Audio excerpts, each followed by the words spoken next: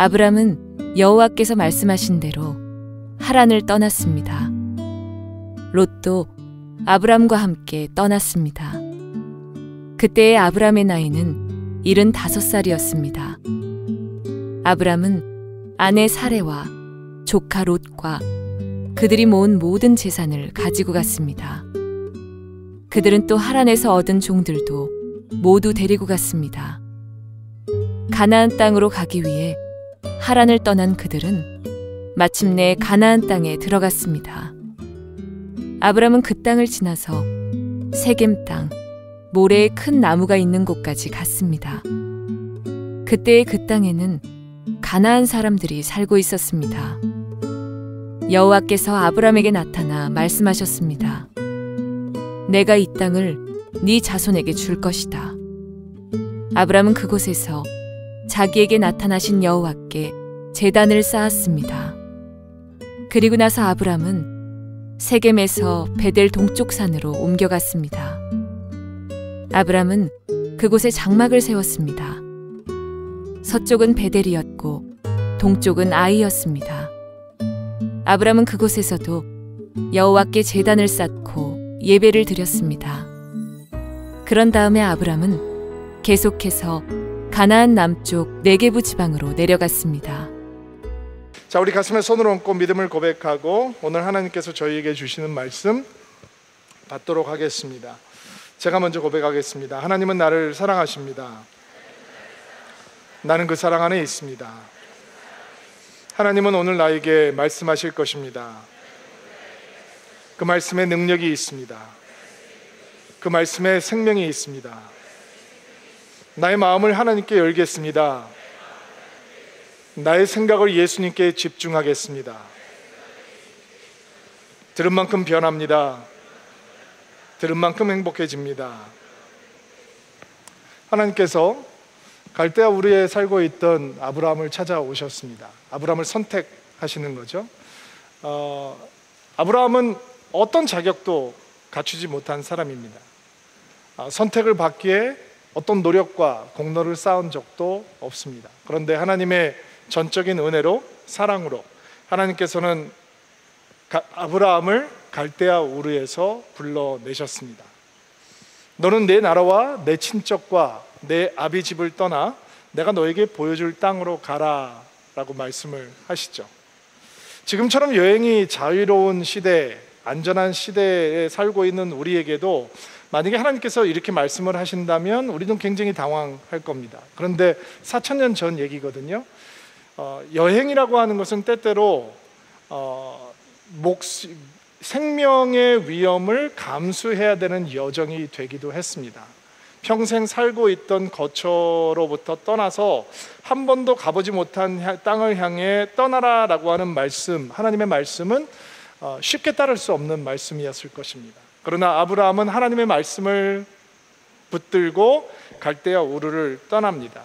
그런데 아브라함의 순종은 온전한 순종이 아니었습니다. 갈대아 우르를 떠나긴 떠났지만 내 친척을 떠나라라고 하는 하나님의 말씀, 그것을 온전하게 순종하지 못하고 조카 롯을 데리고 떠나죠.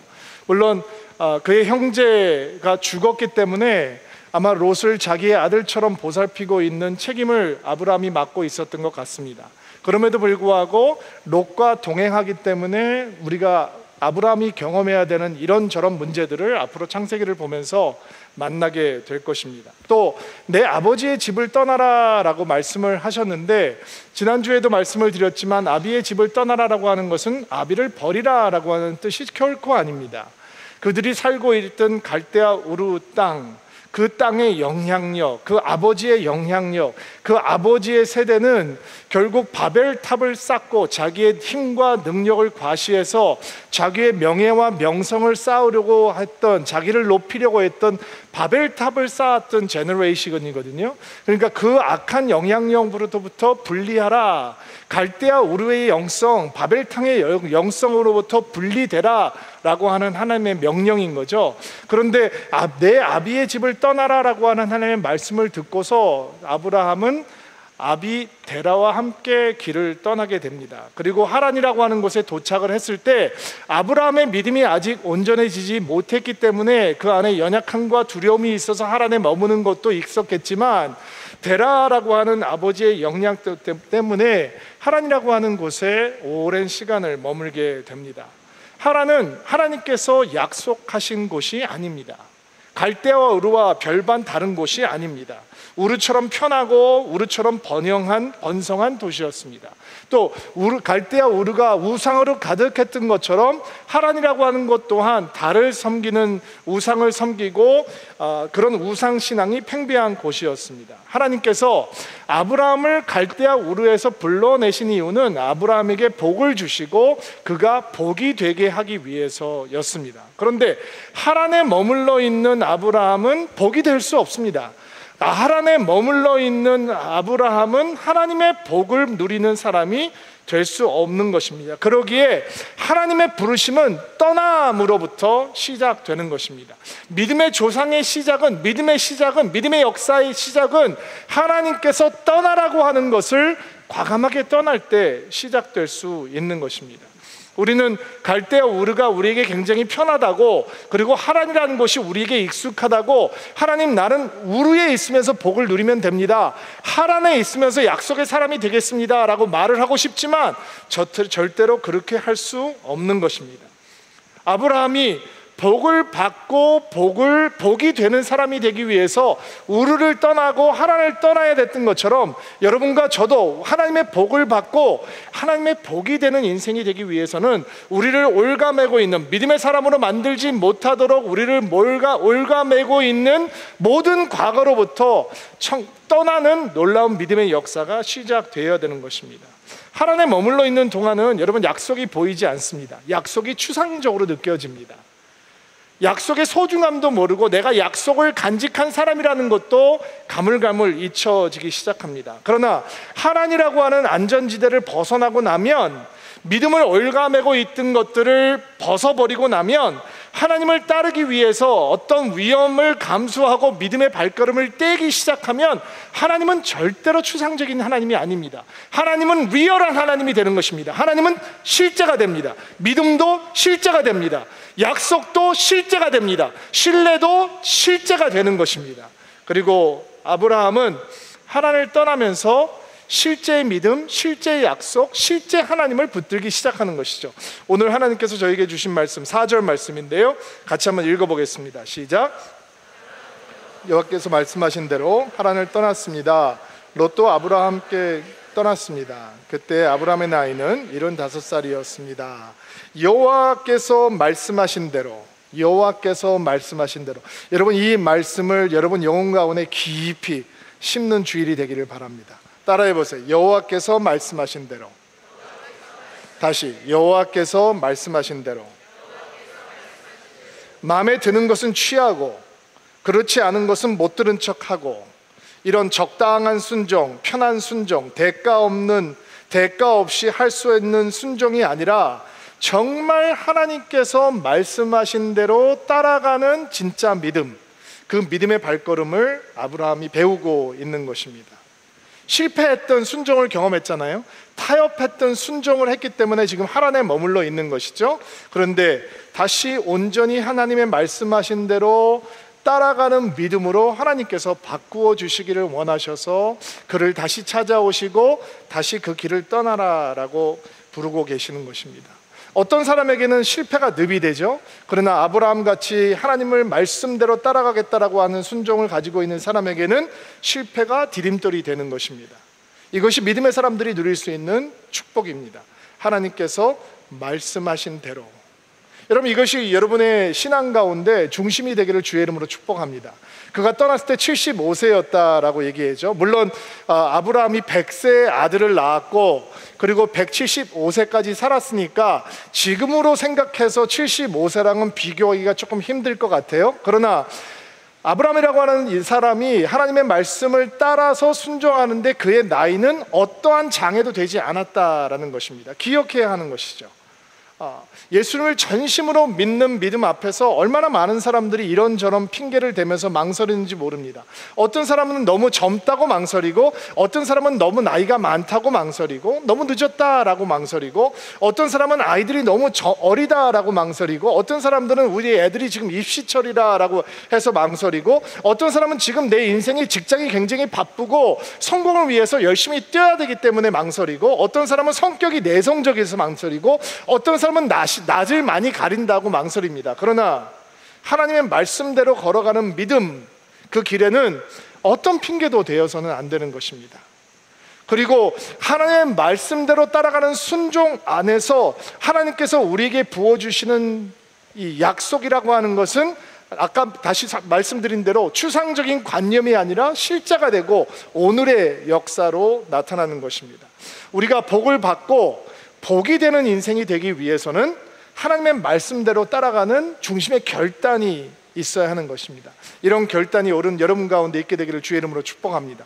이 자리를 뜨기 전에 하나님 말씀대로 살면 불편한 거 알고 있습니다. 하나님 말씀대로 따라가면 때로는 손해볼 일도 만나게 될 거라는 것을 압니다. 하나님, 내가 주의 말씀대로 따라가겠다라고 결단하면 내가 좀 더 많이 주님 앞에 내 자신을 드려야 된다는 것 알고 있습니다. 그러나 내 생각대로 신앙생활하지 않고 내 수준대로 신앙생활을 따라가는 것이 아니라 주의 말씀대로 따라가는 믿음이 되기를 정말 소망합니다. 그런 결단이 내 가운데, 내 중심 가운데 있게 되기를 바랍니다. 고백하는 주일이 되기를 주의 이름으로 축복합니다. 5절 말씀 볼게요. 또 한 목소리 읽어볼까요? 시작. 아브라함은 아내 사레와 조카 롯과 그들이 모은 모든 재산을 가지고 갔습니다. 또 그들은 가나안 땅으로 가기 위해 하란을 떠난 그들은 마침내 가나안 땅에 들어갔습니다. 자, 아브라함이 사레와 롯과 함께 길을 떠나죠. 롯과 다시 길을 동참하는데 그들이 모은 재산도 가지고 갔다라고 얘기를 합니다. 하란에서 사는 동안 아브라함이 재산이 늘어났다라는 얘기죠. 그리고 하란에서 얻은 종들도 같이 데리고 갔다라는 표현도 등장을 합니다. 목축을, 짐승을 기르고 있으니까 재산이 늘어나니까 그 짐승을 케어할 수 있는 일꾼들과 종들이 필요해서 그런 종들이 더 많이 늘어났다라고 하는 의미가 될 수 있을 것입니다. 그런데 창세기를 보면 창세기에 노예, 종이라고 하는 사람들을 지칭하는 때 쓰는 단어들이 몇 개가 등장을 합니다.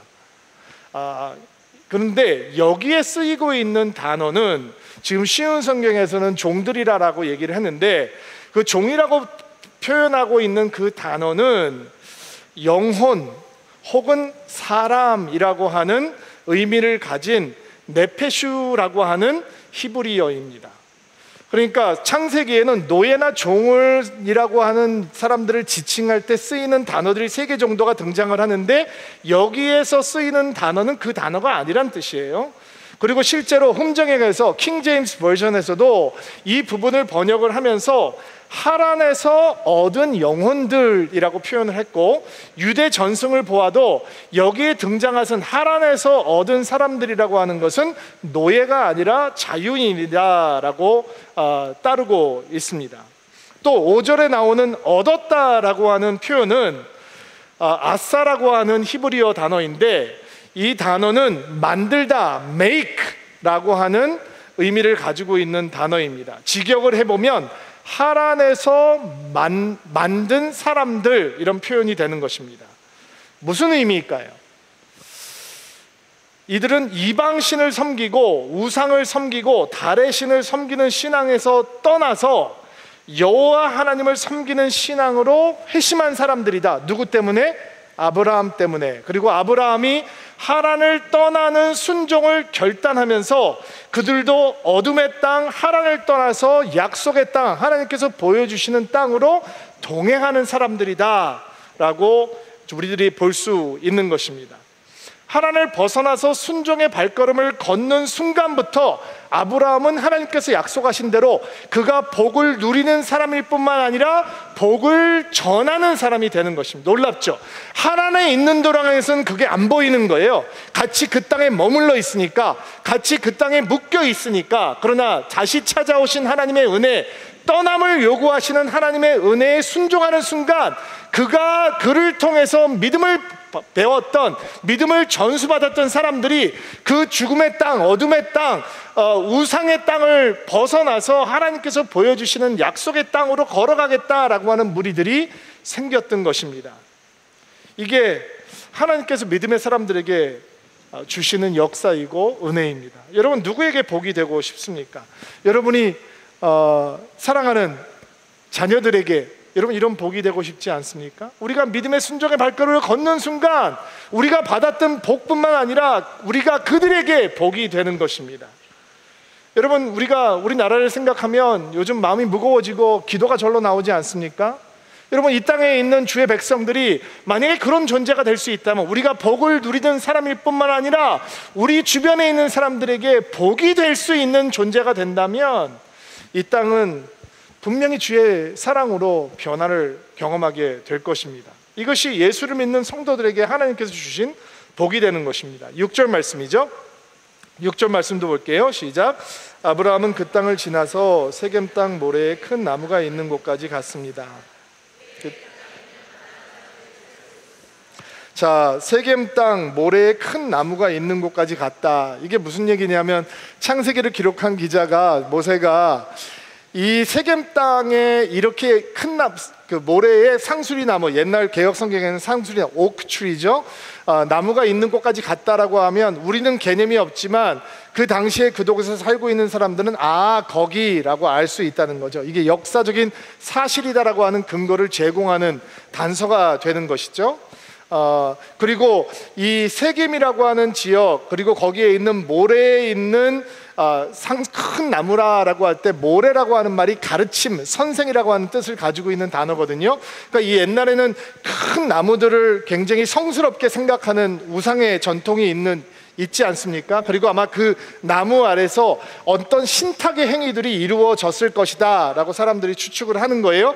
그리고 세겜 땅에 들어갔다라는 거예요. 그리고 그때는 여전히 가나안 부족들이 그 땅에 살고 있었습니다 라고 얘기를 하고 있죠. 이 짧은 말이 우리에게 참 많은 생각을 갖게 해줍니다. 오랜 시간이, 수백 년이 지난 다음에 모세가 이 땅에 정탐꾼을 보내잖아요.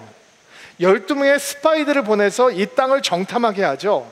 그리고 정탐꾼들이 이 땅을 훑어보고 돌아와서 무슨 얘기를 하냐면 이런 얘기를 합니다. 그 땅은 우리를 삼키는 땅입니다. 그 땅에 있는 거민들은 크고 장대합니다. 거기에는 거인 부족이 있습니다. 우리는 그들에 비하면 뭐 같다고 얘기했죠? 메뚜기 같습니다. 이 지금 아브라함이 보고 있는 가나안 부족들은 어떤 사람들이냐면 그냥 사람들을 메뚜기처럼 느끼게 만드는 사람이란 말이에요. 아브라함이 그들을 보고 있는 것입니다. 여러분, 생각해 봅시다. 아브라함이 하나님의 말씀을 듣고 하란을 떠나서 하나님께서 보여주실 땅으로 왔습니다. 하란부터 가나안 땅까지가 800km입니다. 그 여정에 대해서 이 성경은 침묵합니다. 어찌 사건 사고가 없었겠습니까? 재산을 다 끌고 오는데 어떻게 하나님의 세심한 인도하심이 그것만 해도 성경으로 기록하자면 몇 챕터가 나와야 되겠죠. 엄청난 은혜로 왔을 것입니다. 가나안 땅에 도착했습니다. 근데 가나안 땅이 비어있지 않습니다. 우리 생각은 어떠나요? 우리는 하나님의 말씀을 따라서 가나안 땅에 들어오면 이런 사인이 우리 앞에 나타나야 됩니다. For Abraham only. Private property. 사유재산, 아브라함 거, 접근 금지, 뭐 이런 사인이 붙어 있어야 됩니다. 그리고 철조망이 쳐져 있고 그 안에는 새들이 지저귀고 푸른 편은 이게 펼쳐져 있고, 그리고 뭐 아름다운 이 광경이 펼쳐져 있는 이런 것들을 상상합니다. 아브라함 외에는 누구도 들어갈 수 없는 그곳, 하나님이라면 이 정도로 해줘야 되는 거 아니냐라는 거죠. 갈대아 우르에서, 그 편한 곳에서, 하란, 그 익숙한 곳에서 아브라함을 불러내셨으면 적어도 그 정도는 준비를 해놓고 부르셔야 되는 거 아니냐. 근데 도착해 보니까 무시무시한 가나안 부족들이 우글우글 거리는 거예요. 그들이 누구라고요? 보통 사람을 메뚜기처럼 느끼게 만드는 존재들이었습니다. 사납고 덩치도 크고 야만적이고 호전적인 사람들이 곳곳에 있습니다. 오늘 본문을 보니까 아브라함이 자꾸 거처를 옮깁니다. 왜 옮기는 것 같아요? 여러분, 왜 옮길까요? 상황이 녹록지 않은 거죠. 상황이 여의치가 않은 겁니다. 한 곳에 오래 머무를 수가 없는 겁니다. 아브라함이 변덕이 심해서 여기 옮겼다 저기 옮겼다, 터가 안 좋아서 좋은 처를 타자 헤매기 때문에 옮기는 것이 아니라 가나안 땅에 들어와서 장막을 쳐고 보니까 한 곳에 오래 머무를 수 없는 환경이 계속 만들어지고 있는 겁니다. 하나님께서 보여주셔서 도착을 했는데, 여러분, 그 땅이 비어있지 않아서 실망하지 않습니까? 그 땅에 무시무시한 가나안 부족들이 있어서 실망스럽지 않습니까? 하나님 약속에 대해서 실망이 생기지는 않나요? 하나님의 신실하심에 대해서 의심이 생기지는 않습니까? 여러분, 가나안 부족은 약속을 가진 사람들이 반드시 넘어야 되는 작은 난관입니다. 액센트는 작은이라고 하는 단어에 있습니다. 작은 난관입니다. 사레가 임신을 할 수 없는 여인입니다. 사레는 임신불능입니다. 그 난관은 하나님의 약속을 받기 위해 반드시 넘어가야 되는 것입니다. 왜냐하면 하나님의 약속은 인간의 능력과 노력으로는 이루어지지 않습니다. 하나님의 약속은 하나님의 개입과 하나님의 역사와 하나님의 능력으로만 이루어질 수 있습니다. 그러니까 하나님의 개입과 역사와 능력은 사라가 임신하지 못하는 상태를 뛰어넘는 겁니다. 가나안 부족을 뛰어넘는 것입니다. 사라가 임신을 할 수 있는 능력이 있다면 사라가 임신하는 건 하나님의 개입이 아닙니다. 역사가 아닙니다. 능력이 아닙니다. 기적이 아닙니다. 가나안 부족이 없이 비어있는 땅이라면 아브라함이 그 땅을 정복하고 갖는 건 문제도 아닙니다. 근데 들어가 봤는데 가나안 부족들이 있단 말이에요. 그렇다면 하나님의 역사가 일어나야 됩니다. 하나님의 개입이 있어야 됩니다. 하나님의 능력으로 하셔야 되는 겁니다. 하나님께서 기적적으로 역사하지 않으시면 그 땅은 아브라함의 땅이 될 수가 없는 것입니다. 그러니까 가나안 부족이 약속의 땅에 있다라고 하는 사실은 역사를 이루실 하나님, 간섭하실 하나님, 능력을 베푸실 하나님, 오직 믿음으로 하나님께서 역사하신다라고 하는 것을 믿게 하는 통로가 되어주는 것입니다. 아멘을 받으시기 바랍니다. 로마서 4장 20절부터 22절 말씀 한번 읽어볼게요. 한 목소리로 시작. 그는 하나님의 약속에 대해 불신하거나 의심하지 않고 아브라함은 하나님께서 친히 약속하신 것을 이루실 능력이 있다는 것을 확신했습니다. 이것이 바로 하나님께서 그 믿음을 그의 의로 여기셨다고 하신 말씀의 이유입니다. 자, 오히려 그 약속을 굳게 믿었다. 땅이 비어있지 않고 가나안 부족으로 드글드글하고 있는데 크고 장대한 난관이 있는데도 불구하고 하나님께서 그 약속을 이루어 주실 것이라고 이루실 능력이 있다라고 하는 것을 굳게 믿었다. 이게 믿음이라는 거죠. 하나님의 약속이라면 목사님, 난관이 없어야 되는 게 아닌가요? 당연히 우리가 물어볼 수 있는 질문입니다. 그러나 이 질문은 사실 우리의 이런 어리석은 바람, 어리석은 이해를 담고 있습니다. 믿음은 무조건 편해야 된다. 약속은 무조건 쉬워야 된다. 하나님의 축복은 표현이 좀 그렇습니다. 거저먹기다. 이런 엉터리 신학이 들어가 있기 때문에 하나님의 약속이라면 난관이 없어야 되는 거 아닌가요? 라는 질문을 던지는 것입니다. 그러나 믿음 앞에 난관이 없다면, 약속 안에 가나안 부족이 없다면 우리는 하나님을 제대로 의지하는 것, 그것을 배우지 못하고 약속의 자리를 떠나게 될지도 모릅니다. 약속의 땅의 축복은 그 땅의 특별함에 있지 않습니다. 약속의 땅의 축복은 그것을 주신 분의 특별함에 있는 것입니다. 난관은 땅의 특별함이 아니라 그것을 주신 분의 특별함에 집중하게 만들어 주는 것입니다. 가나안 부족의 존재는 아브라함 속에 들어와 있는 하나님의 약속을 더 굳게 신뢰할 수 있도록 도와주는 것입니다. 대부분의 사람들은 가나안 부족의 사람들의 모습을 보는 순간 약속을 버립니다. 가나안 부족이 무서우니까, 두려우니까 그렇습니다. 그러나 약속을 향한 진짜 신뢰는 빈 땅에서는 길러지지 않습니다. 가나안 부족이 있는 곳에서만 하나님의 약속을 향한, 하나님의 그 약속을 이루실 분이라고 하는 신뢰는 커가는 것입니다. 난관이 없다면 우리의 믿음은 절대로 강해지지 않습니다. 난관이 없다면 우리의 믿음은 불순물로 가득하게 될 것입니다. 위대한 믿음은 위대한 약속을 향해서 나아가는 거친 훈련을 거칠 때만 가능한 것입니다. 그러니까 우리 삶 속에 크고 작은 난관이 나타날 때 여러분 한숨 짓지 않게 되기를 바랍니다.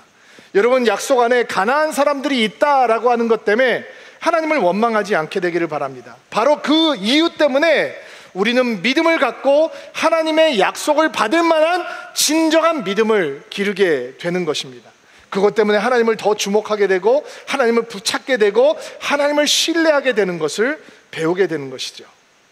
자, 7절 말씀 읽어보겠습니다. 7절 말씀 읽어주시겠어요? 시작. 내가 이 땅을 내 자손에게 줄 것이다. 아브라함은 그곳에서 자기에게 나타나신 여호와께 제단을 쌓았습니다. 내가 이 땅을 내 자손에게 줄 것이다. 하나님께서 사람 마음을 너무 잘 이해하세요. 다 도착을 했습니다. 가난한 사람들이 우글거립니다. 가난한 사람들은 보통 사람을 메뚜기처럼 느끼게 만드는 사람이라고 했습니다. 아브라함 마음도 번잡하고 복잡해졌을 것입니다. 비어있지 않은 그 땅, 그 장대한 민족을 어떻게 몰아내고 내가 이 땅을 약속의 땅으로 받을 것인가, 마음이 번잡해졌을 것입니다. 하나님께서 그 마음을 너무 잘 아시니까 하나님께서 아브라함에게 나타나셔서 이렇게 말씀하십니다. 아브라함아, 이 땅 내가 네 자손에게 줄 거다. 나중에 롯과 아브라함 사이에 재산 분쟁이 생겨서 둘이 딴 길을 갈 때도 네가 먼저 선택하라 라고 했더니 롯이 좋은 땅을 확 가져버리거든요. 아브라함이 마음이 번잡해졌을 거예요. 그때도 하나님께서 인간의 마음을 너무 잘 이해하시니까 나타나셔서 하나님께서 약속하십니다. 내가 이 땅을 너에게 다 주고 너의 자손을 하늘의 별과 땅의 먼지와 같이 만들어 놓을 것이다 라고 약속을 해주십니다. 참 하나님께서 위로의 하나님이신데, 하나님 이 말씀을 듣고 아브라함이 이제 선택을 해야 되는 것이죠. 눈에 보이는 것을 믿을 것인가, 눈앞에 드러난 가나안 부족들의 존재를 보면서 초라하게 두려워하면서 무너질 것인가, 아니면 하나님의 약속을 믿을 것인가, 눈에 보이는 것으로 살 것인가, 아니면 하나님의 약속을 붙들고 믿음대로 살아갈 것인가. 여러분과 제가 인생의 현장에서 매일매일 삶의 현장에서 만나게 되는 도전이잖아요. 여러분, 눈에 보이는 것으로 살 것인가, 우리 앞에 드러난 현상 때문에 괴로워하고 두려워하고 무서워하고 낙심하고 염려하고 걱정하면서 무너져 내릴 것인가, 아니면 약속을 보고 믿음대로 살아갈 것인가. 우리는 날마다 선택해야 되는 거잖아요. 눈에 드러난 현상들은 아브라함에게 믿음을 주는 현상들이 아닙니다. 그 가나안 부족들의 상황들, 그리고 곳곳마다 펼쳐져 있는 상황들은 그에게 낙심을 주고 걱정을 주는 상황들이 될 수 있습니다. 그런데 하나님께서 그에게 약속을 던져 다시 한번 확인시켜 주시는 순간 아브라함이 결정해야 되는 거죠. 나는 눈으로 보이는 것으로 살지 않고 믿음으로 살겠다, 약속을 붙들고 살겠다. 여러분도 그런 결정을 할 수 있는 놀라운 은혜가 있게 되기를 주의 이름으로 축복합니다. 그가 하나님의 약속을 선포하시자마자 어떤 일을 하죠? 제단을 쌓았다라고 얘기합니다. 자, 7절부터 9절 말씀을 다시 한번 읽어볼 텐데, 7절부터 9절 다시 한번 읽어볼게요. 시작. 여기서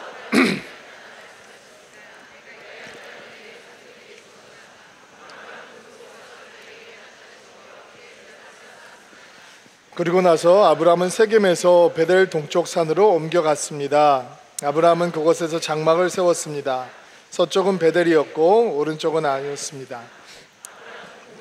여호와께 제단을 쌓고 예배드렸습니다.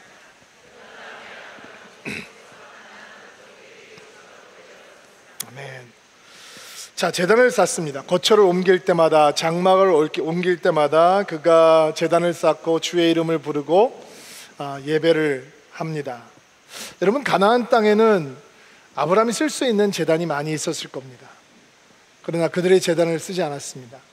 여호와를 위해서 새로운 제단을 만들어 드렸습니다.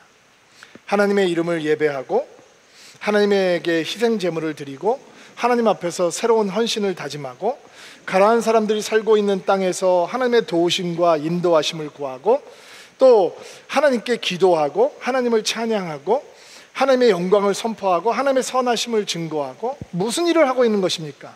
그가 약속으로 받은 가나안 땅에 하나님의 흔적을 남기고 있는 것입니다. 또 아직 그의 소유가 되지 않는 약속의 땅 속에서 하나님의 이름을 예배하고 하나님의 이름을 부르며 그는 그 땅을 영적으로 정복하고 있는 것입니다. 믿음으로 정복하고 있는 것입니다. 그 땅의 소유자가 아브라함이 아직 되지 않았지만 그는 제단을 쌓고 예배를 드리면서 이 땅은 나의 것이다, 하나님께서 나에게 주신 것이다 라고 영적인 소유권을 선포하고 있는 것입니다. 그는 언제 그 땅이 자기의 소유가 될지 알지 못합니다. 그러나 약속을 믿고 제단을 쌓고 하나님의 이름을 부르면서 그 땅의 소유가 자신과 후손에게 있음을 기억하고 선포하고 감사하고 있는 것입니다. 위대한 믿음의 행동입니다. 대단히 위대한 믿음의 행동입니다. 장막을 살면서 가나안 부족 때문에 부러워하지 않고 두려워하지 않고 그가 하나님을 향해서 제단을 쌓고 있기 때문에 그는 믿음의 행보를 할 수 있는 것입니다. 상식적으로 생각을 해보면 지난주에도 갈대아 우르라고 하는 곳이 얼마나 위대한 도시였는지 잠깐 이야기를 나눴었는데, 메소포타미아 문명의 시발지역, 최초의 도시국가, 최초의 왕정제가 있었던 것, 최초의 문자 사용, 최초의 법전이 제정되었던 것, 학교 교육, 이 문명의 도시, 부유함, 대부분의 사람들이 2층 집을 소유하고 있었다라고 고고학자들이 얘기할 만큼 대단히 부유한 이 도시였는데, 거기에서도 유지급으로 살고 있던 아브라함이 약속을 받고 가나안 땅에 도착을 했습니다. 그리고 그가 장막에 거합니다. 누가 이거를 복이라고 하겠습니까? 어떻게 나빠지는 게 복이 될 수 있습니까? 그렇다면 평범한 사람이라면 가나안 땅에 들어와서 장막을 치고, 그러나 또 걷고 또 옮기고 또 걷고, 이런 상황 속에서 하란을 그리워하지 않겠습니까? 갈대아 우르를 그리워하지는 않을까요? 여러분, 그게 어떻게 믿음일 수 있습니까? 그런 믿음을 갖고 어떻게 믿음의 조상이 될 수 있습니까? 갈대아 우르를 그리워하는 마음을 어떻게 신앙이라고 얘기할 수 있습니까? 하란을 그리워하는 마음을 어떻게 믿음이라고 얘기할 수 있겠습니까? 그런데 가나안 부족을 보면서 두려워하지 않고 불안해하지 않고 장막을 치고 거두면서 거처를 옮겨 다니면서 비참해하지 않고 분노하지 않을 수 있는 이유가 무엇입니까? 제단입니다. 제단을 쌓고 있기 때문에 그는 흔들리지 않는 믿음을 가질 수 있는 것입니다. 그가 거처를 옮겨 드릴 때마다 열정적으로, 필사적으로 제단을 쌓습니다. 무슨 일을 하고 있는 것입니까? 자기 자신을 위해서 향해서 하나님의 말씀을 선포하고, 하나님의 약속을 선포하고, 하나님의 말씀을 증거하고, 자기 자신을 위해서 제단 앞에서 그가 누구인지, 하나님께서 주신 약속이 무엇인지 다시 확인하는 절차가 정말 처절하니 말지 아브라함 속에 있는 것입니다. 이 세틀백 교회라고 남가주에 있는 대형 교회가 한 곳에 있는데, 처음에 이 교회가 개척을 한 다음에 15년 동안 이사를 79번 다녔대요. 건물이 없이 교회를 하는데 텐트를 치고 걷고 하는 일들을 15년 동안 79회 동안 이사를 했다는 거예요. 그리고 이제 그러면서도 대형 교회가 됐어요.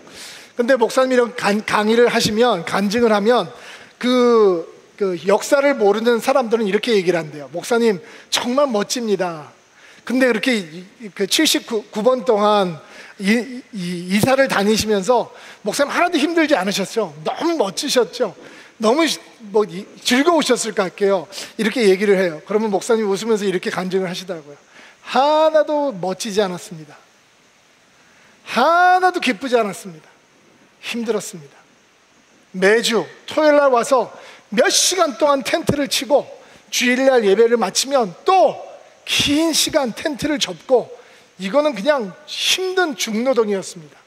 언제 이거 안 하나라는 생각이 간절했습니다. 여러분, 장막은 우아하지 않습니다. 장막을 치고 접는 생활은 언제나 시험을 만날 수밖에 없습니다. 그런데 그 시험을 이길 수 있는 방법이 뭐라고요? 제단입니다. 가나안 부족들 가운데서 장막을 치면서 살고 있으면서도 믿음이 흔들리지 않는 유일한 방법은 하나님을 향해서 장막을 치고 하나님의 이름을 부르고 기도하고 예배하는 것입니다. 장막을 보면 시험 듭니다. 갈대아 우르가 그리워지고 하란이 그리워집니다. 팔자 타령하게 되어 있습니다. 근데 제단을 세우면 하나님이 보입니다. 아멘으로 받으시기 바랍니다. 제단을 쌓고 보면 소망이 보입니다. 제단을 쌓아놓고 보면 소망이 우리 안에 생기기 시작합니다. 그래서 믿음의 사람들은 사실은 장막과 제단 사이에서 믿음을 배우는 겁니다. 대부분의 사람들의 불평이 어디에 있느냐? 장막 때문에 불평합니다. 하루 종일 장막 생각하고 삽니다. 내 장막 어떻게 새 거로 바꾸나? 내 장막 어떻게 조금 더 넓히나? 내 장막 안에 좀 더 많이 물건 집어넣을까? 이 생각으로 가득합니다. 그러니까 약속의 땅에 들어와 있으면서도 하나님의 이름을 부르지 못하는 겁니다. 하나님의 약속을 붙들지 못하는 겁니다. 약속의 땅에 들어왔는데도 제단을 못 쌓는 겁니다. 그런 인생이 있습니다. 롯 같은 인생이죠. 롯의 아내 같은 인생입니다. 롯의 딸 같은 인생들인 겁니다. 약속의 땅에 들어왔는데도 하나님과 상관없는 삶을 사는 사람들이죠. 그런데 약속의 땅에 들어와서 텐트를 치고 접으면서 하늘을 바라보고 있는 사람이 있습니다. 약속이 아직 이루어지지 않았는데 온 힘을 다해서 하나님을 기억하고 온 힘을 다해서 약속을 선포하고 자기 안에 하나님의 은혜의 흔적을 놓치지 않으려고 몸부림치고 있는 사람이 있는 것입니다. 눈에 보이는 것 때문에 눈에 보이지 않는 것을 놓치지 않으려고 결단하고 약속을 따라가려고 몸부림치고 있는 사람이 있습니다. 아브라함입니다. 제단은 그런 믿음을 아브라함에게 심어주고 있는 것입니다. 제단 앞에 서는 사람은 아직 이루어지진 않은 약속 앞에서도 기쁨으로 가득할 수 있습니다. 히브리서 11장 13절부터 14절 말씀 같이 한번 읽어볼게요. 시작. 사람들은 모두 믿음을 따라 살다가 죽었습니다. 그들은 하나님께서 그 백성에게 약속하신 것을 받지는 못했으나 앞으로 올 것을 보고 멀리서 보고 기뻐하였습니다. 그들은 스스로 자신들이 이 땅에서 나그네일 뿐이라.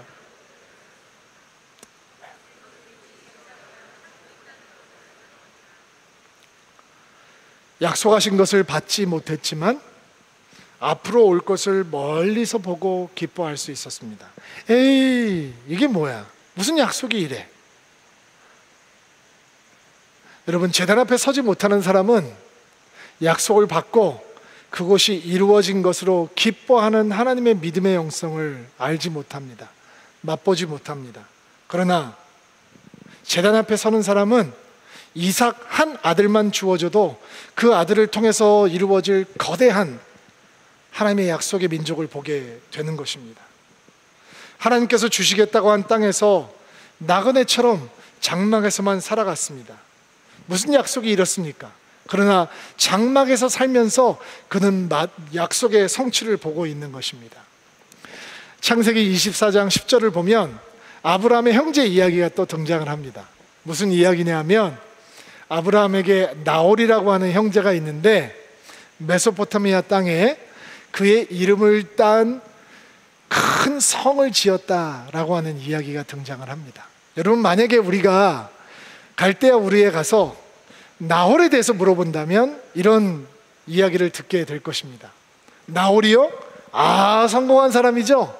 나홀 대단한 사람입니다. 우리 도시에서 가장 큰 일을 한 사람 중에 한 사람입니다. 그는 그의 이름을 따라 큰 성을 지었던 사람입니다. 우리의 롤 모델이죠. 그리고 여러분이 아브라함에 대해서 물어본다면 사람들은 이렇게 얘기할지 모릅니다. 아브라함이요? 우리 여기 살다가 이사 갔는데 가나안인가? 거기를 이사 갔다고 얘기 들은 것 같은데 그 사람에 대해서 우리 아는 게 없습니다. 그러나 하나님의 눈으로 보면 나홀은 바벨탑의 영성에 지배를 당하고 있는 사람입니다.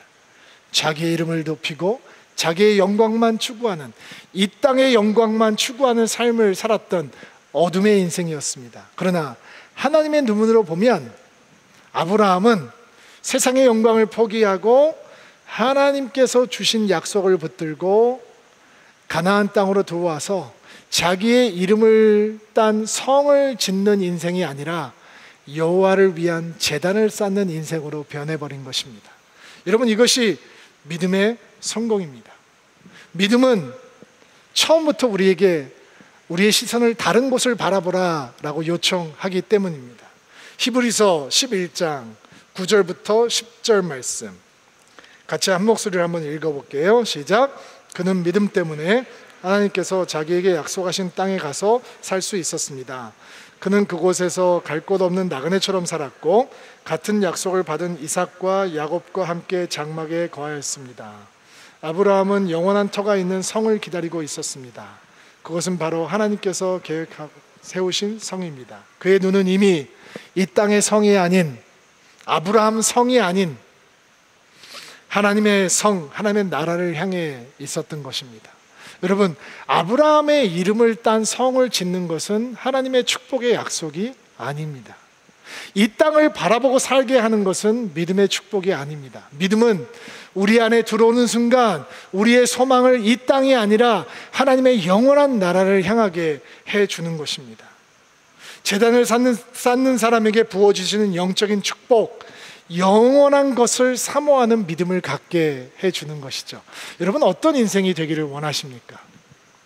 이 땅에만 눈을 두고 이 땅에 큰 성을 쌓는 인생이 되기를 소원하고 그것을 자랑으로 삼기를 원한다면 믿음은 우리에게 절대로 축복이 되지 못합니다. 나홀의 성을 쌓는 것을 하나님의 축복이라고 속이며 사는 인생으로 전락하게 될 것입니다. 그러나 우리가 하나님을 향해서 제단을 쌓고 하나님의 이름을 부르고 하나님을 예배하고 하나님의 약속을 붙들고 우리 스스로를 향해서 하나님의 약속을 선포하고 우리가 누구인지, 누가 진짜 우리에게 복이 되시는 분이고 그 누가 우리가 추구해야 되는 것들이 어떤 것인지 확인하는 그 제단의 자리에서 우리의 소망은 이 땅에 있는 것이 아니라 영원한 하나님의 나라에 있다라고 하는 것을 확인하게 되는 것입니다.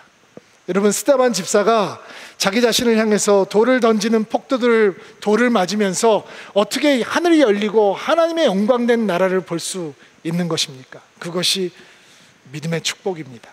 우리는 이 땅에 살고 있지만 믿음을 가진 사람이기에 우리는 영원한 소망을 하늘나라에 둘 수 있는 것입니다. 사실 이런 축복이 매주 예배를 드리는 성도들에게 일어날 수 있습니다. 아멘으로 받으시기 바랍니다. 이게 우리가 주 앞에 나와서 예배를 드리는 순간 세상에서 살 동안에는 이 땅의 일에 집중해서 살 수밖에 없잖아요. 이 땅의 일들 때문에 수고하고 땀 흘리고 걱정하고 염려하게 되잖아요. 그러나 하나님 앞에 제단을 쌓고 하나님의 이름을 부르고 하나님의 영광을 구하고 하나님의 이름을 부르며 기도하고 하나님을 예배할 때 하나님께서 하늘문을 열어주시는 거죠. 그리고 우리의 눈이 이 땅의 영광이 아니라, 이 땅의 나라가 아니라, 이 땅의 부요함이 아니라 하늘나라로, 하늘의 소망으로, 하늘의 부요함으로 향하게 되는 것입니다. 그게 믿음의 사람들이 누리게 되는 축복입니다. 이런 축복이 오늘 예배드리는 드림인들 가운데 충만하게 되기를 주의 이름으로 축복합니다. 여러분을 위해서 축복하고 기도하기를 원하는데 제가 3번 여러분들을 위해서 초청하겠습니다. 성령께서 감동을 주시는 대로 하나님께 반응하시는 은혜가 있게 되기를 바랍니다. 첫 번째 초청입니다. 갈대아 우르를 떠났지만 하늘에 머물러 있는 한 우리는 하나님의 약속과는 멀리 있는 것입니다. 그러나 하나님께서 말씀하신 대로 그 자리를 떠나는 순간 믿음은 실제가 되고 하나님의 약속은 우리에게 실제가 됩니다. 목사님, 나에게 그런 믿음이 있게 되기를 원합니다. 하나님께서 말씀하신 대로 그것이 나의 신앙의 중심이 되기를 원합니다. 오직 말씀을 따라 순종하는 믿음을 갖기를 소망합니다. 원하시는 분들마다 가슴에 손을 얹고 안수하시기 바랍니다. 하나님,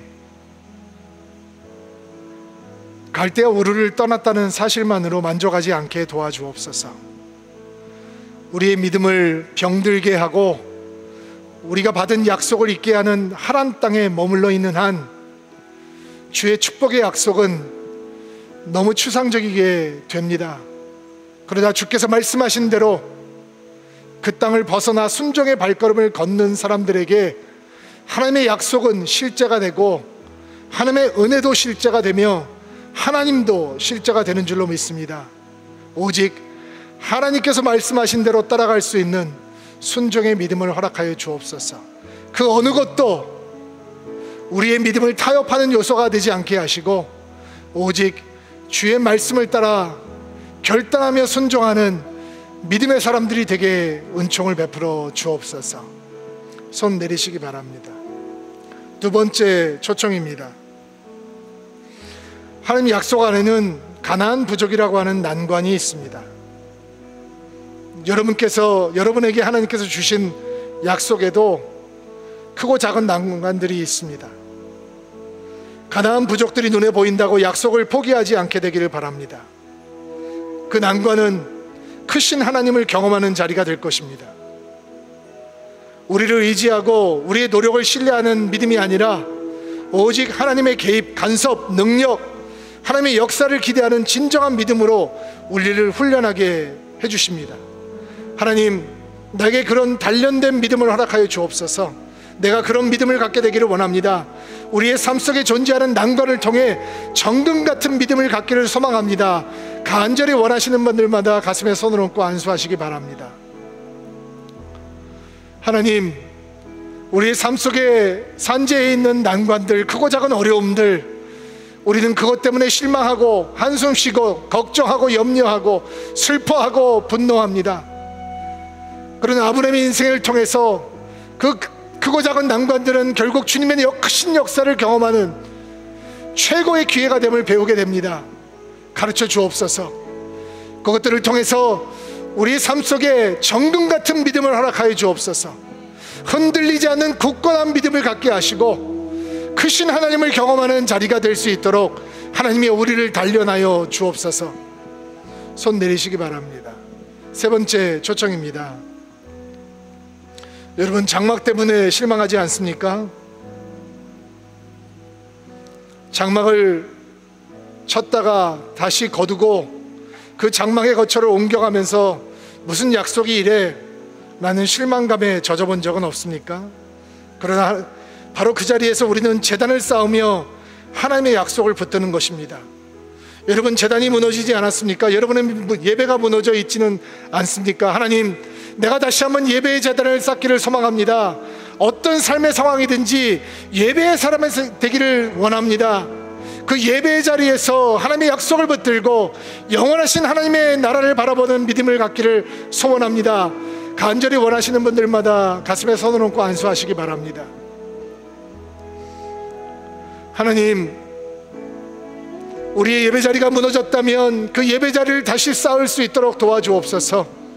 주의 이름을 부르며 주님을 예배하고 주님의 영광을 선포하고 주님께서 주신 약속을 우리의 삶 속으로 선포하는 놀라운 예배의 자리가 회복될 수 있도록 도와주시옵소서. 이 땅에 살고 있지만 그 예배의 자리에서 우리에게 주신 영원한 약속, 하나님의 나라를 바라보는 은혜가 충만할 수 있도록 도와주시옵소서. 나홀의 성을 부러워하지 않고 하나님의 나라를 소망하는 믿음의 사람들이 될 수 있도록 주께서 은총을 베풀어 주시옵소서. 이번 한 주간도 예수님의 이름을 부르고 예수님의 약속을 붙들고 영원한 나라를 바라보며 주님과 동행하는 한 주가 되기를 소망합니다. 주여, 우리와 함께하여 주옵소서. 예수님의 이름으로 기도하옵나이다. 아멘.